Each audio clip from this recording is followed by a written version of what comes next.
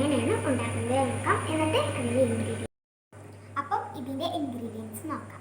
ഞാനിവിടെ 4 എലന്തപ്പഴം എടുത്തിട്ടുണ്ട്. പിന്നെ ഒരു മീഡിയം സൈസുള്ള ശർക്കര. പിന്നെ ഞാൻ സാധാ ശർക്കരയാണ് എടുത്തിട്ടുള്ളത്. മാർക്കറ്റിൽ ഇതിൻ്റെ കറുപ്പ് കളറുള്ള ശർക്കര വാങ്ങാൻ കിട്ടും, അതാണ് നല്ലത്. പിന്നെ ഞാൻ 2 വറ്റൽമുളക്, പിന്നെ കുരു കളഞ്ഞ പുളി, അതുപോലെ കൊടംപുളി ഞാൻ എടുത്തിട്ടുള്ളത് കറുപ്പ് കിട്ടാനാണ്. പിന്നെ കുറച്ച് കായംപൊടി, പിന്നെ കുറച്ച് ആവശ്യത്തിന് ഉപ്പ്.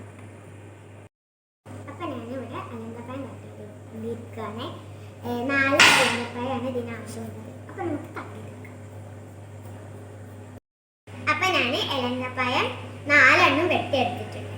ഇനി പിന്നെ ഞാൻ ശർക്കര ചീറ്റി എടുത്തിട്ടുണ്ട്. പിന്നെ നമ്മളെ പുളിയച്ചാറിലെ എന്താ പറയുക, കുരു ഇങ്ങനെ കിട്ടുമല്ലോ. അപ്പോൾ നിങ്ങൾക്ക് പുളി കുരു ഇങ്ങനെ കഴിക്കാൻ ഇഷ്ടമുണ്ടെങ്കിൽ അത് ഇതൊക്കെ അരച്ച് കഴിഞ്ഞിട്ട് ഇടാം. ഇനി ഞാൻ ഇതെല്ലാം ഒന്ന് അരച്ചെടുക്കാൻ നോക്കാം. പിന്നെ ഒരു കാര്യം, ഇത് അരച്ചെടുക്കുമ്പോൾ ഇതിലൊട്ടും തന്നെ വെള്ളം ചേർക്കരുത്. ഈ ഫ്രൂട്ടിൽ അല്ലെങ്കിലും വെള്ളമുണ്ട്, അതുകൊണ്ട് വെള്ളം ചേർക്കരുത്. ഓക്കെ. എലന്തപ്പഴം പിന്നെ നമ്മളെ കൂട്ടൊക്കെ ഇതിലോട്ട് ഇട്ട് കൊടുക്കാം.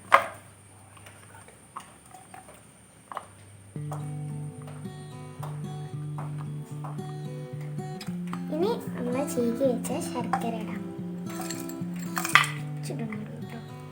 പിന്നെ നമ്മൾ എടുത്ത് വെച്ച 2 വറ്റൽമുളക്, പിന്നെ കുറച്ച് പുളി, കുറച്ച് കുടംപുളി. ഇനി ഇതൊക്കെ എടുത്തിട്ട് നമുക്ക് അരച്ചെടുക്കാം.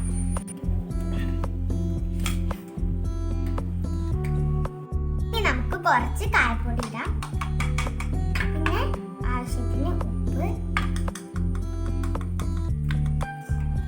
ഇനി ഇത് നമുക്ക് അരച്ചെടുക്കാം കേട്ടോ. ഇനി നമുക്ക് ഇതിലോട്ട് ഒരു പ്ലേറ്റ് എടുത്തിട്ട് ഇതിലോട്ട് നമ്മൾ എണ്ണ തടവി കൊടുക്കാം. നമ്മൾ വെളിച്ചെണ്ണ തേക്കുന്നത് ഇട്ട് കിട്ടാനാണ്. ഇനി ഇത് നമുക്ക്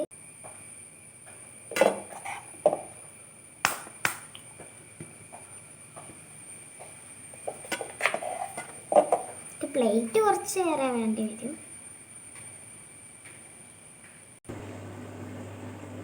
ഞാനിത് 2 പ്ലേറ്റിലാക്കിയിട്ടുണ്ട്.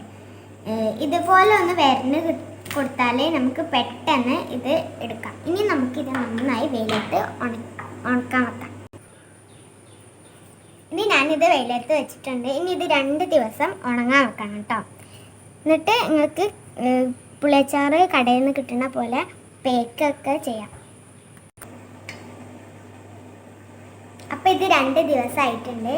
ഇത് നന്നായി ഉണങ്ങി വന്നിട്ടുണ്ട്. ഇനി ഞാൻ ഇത് ഇതുപോലത്തെ കവറിൽ പേക്ക് ചെയ്യും.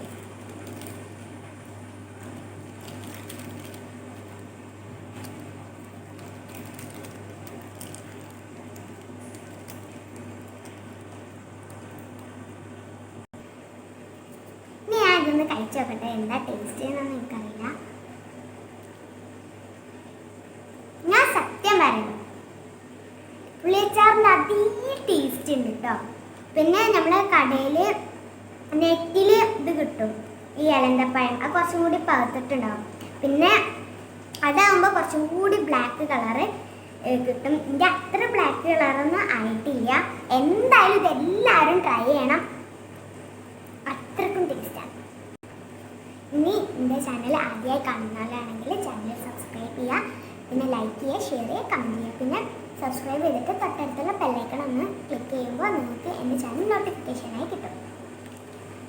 ഞാൻ കഴിക്കട്ടെ.